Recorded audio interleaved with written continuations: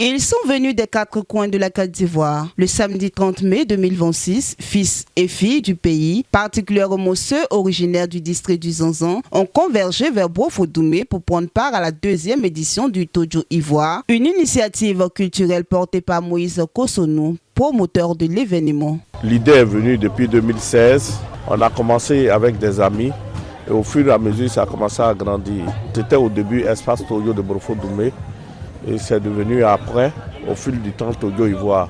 Bien plus qu'une simple fête gastronomique, cette rencontre s'est imposée comme un véritable cadre de promotion du patrimoine culturel ivoirien, de valorisation des traditions ancestrales et de renforcement de la cohésion sociale. Tout au long de la journée, les participants ont vécu des moments de retrouvailles, de partage, de fraternité et d'échanges interculturels dans une ambiance empreinte de convivialité et d'unité. Placé sous le haut parrainage de El Hadj Drissa Ouattara, président directeur général de Dorusat Group, empêché pour l'occasion, la cérémonie s'est déroulée en présence de son représentant, M. Yves Fodjo. Ce soutien témoigne de l'intérêt croissant des acteurs économiques pour les initiatives contribuant à la préservation des valeurs culturelles et au développement du capital social en Côte d'Ivoire. Cette édition a également accordé une place de choix aux femmes, source de vie, gardiennes des valeurs familiales et actrices essentielles du développement économique et social. Elles ont été célébrées et honorées pour leur contribution quotidienne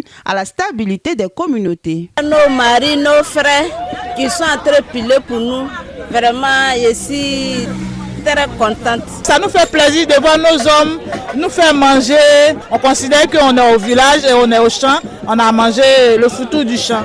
Un hommage symbolique et fort au moment même où les hommes, conformément à la tradition, revêtaient leur tablier pour préparer le tojo. On l'a fait de mettre la femme en valeur. Je voudrais dire merci à tout ce monde-là. À Tojo Ivoire, on sait célébrer la femme. On aime nos femmes, on aime nos mamans, et parce que Dieu nous le recommande. Je suis particulièrement content et ému à la fois de voir que c'est notre région qui est mise en exergue. Organiser Tojo à Abidjan, doublement avec la célébration des femmes en tant que fondateur de TDS et originaire de la région du Gontogo, je suis particulièrement très content. Surnommé affectueusement le foutou du champ en langue koulongo, le tojo est bien plus qu'un mets traditionnel. Héritage culinaire transmis de génération en génération, il est préparé par les hommes après les travaux champêtres et puise ses origines dans les terres fertiles du Zanzan. C'est le moment de nous rappeler de nos vécus, de nos parents, et j'ai été vraiment émerveillé pour la communion entre frères et sœurs.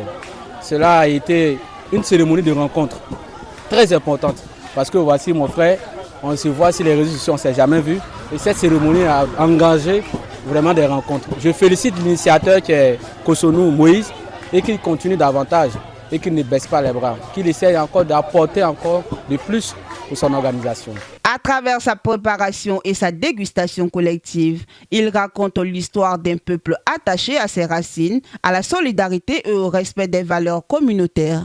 Au-delà de sa saveur authentique, le tojo symbolise le partage, l'entraide, la fraternité et le sens de la communauté. C'est super.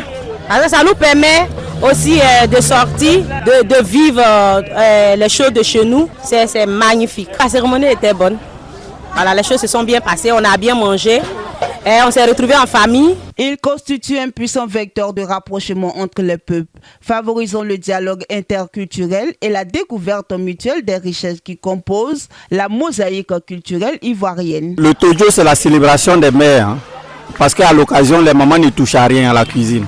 Ça se passe au champ, mais les hommes préparent et puis les femmes mangent. Donc c'est une façon de magnifier la femme. Voilà, et vous voyez, tout le monde est réuni, nous sommes contents. Motion vraiment d'encouragement et de soutien donc au commissaire. Autour des mêmes plats, les différences s'effacent pour laisser place à la communion des cœurs et à la célébration de l'identité nationale dans toute sa diversité. L'événement a également mis en lumière le potentiel économique du patrimoine culturel. À travers la promotion des produits du terroir, de l'artisanat local et du savoir-faire traditionnel, le Tojo Ivoire contribue à la dynamisation de l'économie locale tout en créant des opportunités de valorisation pour les communautés rurales et les acteurs culturels. Je suis tellement content pour cette activité qui a pu rassembler nos parents du Zanzan. Il a failli avoir même des débordements tellement il y a eu du monde. Je m'en réjouis de cette mobilisation exceptionnelle. Je m'en réjouis également de l'organisation de ce Tojo et je préconise que le promoteur de Tojo Ivoire puisse multiplier ces genres d'actions pour faire promouvoir la culture de la région du Gontougou.